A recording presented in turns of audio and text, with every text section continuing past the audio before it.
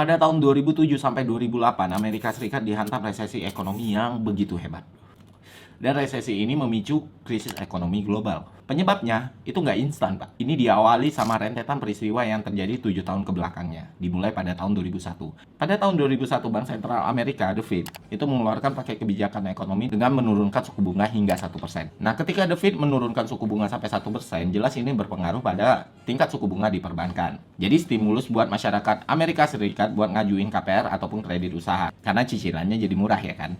Nah, Lehman Brothers, salah satu bank investasi terbesar di Amerika saat itu, melihat potensi besar di sini. Jadi proses bisnis mereka fokus pada development property. Artinya mereka fokus pada pengembangan program pengajuan KPR gitu. Hasilnya sukses besar. Nggak cukup sampai di situ, karena habitnya manusia itu rakus banget ya. Lehman Brothers pengen menggandakan lagi keuntungannya. Mereka pun ngeluarin program kebijakan KPR buat masyarakat berpendapatan rendah dan tidak tetap, subprime mortgage. Masyarakat berpendapatan rendah tadi yang sebelumnya sulit banget untuk ngajuin kredit rumah, oleh Lehman Brothers difasilitasi gitu dengan bunga yang sedikit lebih tinggi daripada yang biasa. Kalaupun nanti itu gagal bayar, rumahnya kan disita sama mereka tuh. Rumah yang disita itu dilempar lagi sama Lehman Brothers di pasar. Jadi ya menurut mereka ya, ini nggak ada ruginya sama sekali. Kenapa Lehman Brothers bisa begitu yakin? Karena pasar properti waktu itu begitu kuat, Pak, di Amerika. Gambarannya gini, Pak. Jadi pasar KPR itu punya surat berharga namanya MBS. Semakin tumbuh properti, maka nilai MBS ini semakin tinggi. Artinya ketika lu pegang MBS saat itu, ya lu untung besar gitu. Nilai MBS pun mendapat peringkat AAA dari lembaga penilai kesehatan kredit, yaitu S&P. Jadi orang-orang melihat bisnis properti saat itu sangat-sangat menjanjikan. Bahkan The Fed pun mengamini itu.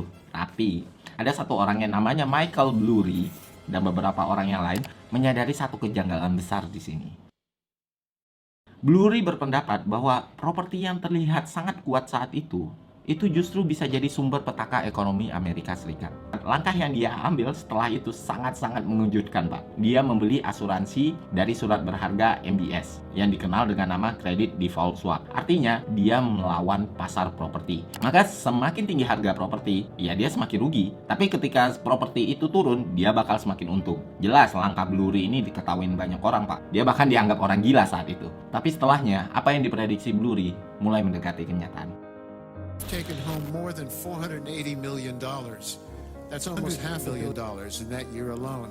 Pada tahun 2004, The Fed, Bank Sentral Amerika, itu naikin suku bunga kredit untuk mengendalikan inflasi. Dan jelas ini berpengaruh besar pada cicilan KPR. Imbasnya, masyarakat kategori subprime mortgage adalah yang pertama menyatakan ketidaksanggupan membayar cicilan rumah. Waktu itu kan developer banyak banget tuh yang bikin perumahan baru, yang rumahnya banyak gede-gede, itu juga rugi, Pak. Karena orang-orang nggak mampu bayar lagi karena cicilan KPR naik ya kan.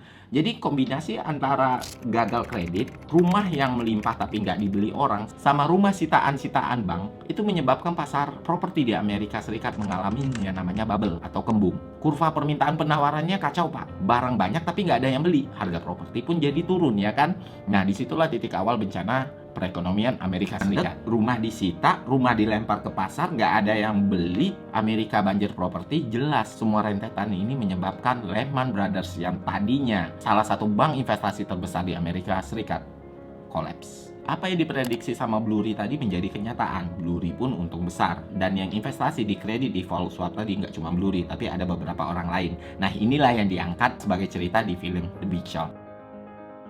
Jatuhnya Lehman Brothers ini impact-nya sangat-sangat besar bagi perekonomian Amerika Serikat. Sebesar apa? Coba kalian bayangin, kalau bank sekelas Mandiri ataupun BNI itu sekarang bangkrut, apa dampaknya pada perekonomian Indonesia? Itulah yang terjadi di Amerika saat itu. Wall Street chaos, Pak. DJIA itu singkatannya apa ya? Dow Jones Industrial Average. Nah ya, itu turun sampai 300%. Angka pengangguran meningkat drastis sampai 7,2%. Dan kekacauan ini merambat ke seluruh penjuru dunia, termasuk Indonesia. Ya itu karena Amerika kan sentral perekonomian dunia ya. Ketika Amerika yang gede itu goyang, jelas tremornya berpengaruh pada kondisi perekonomian global.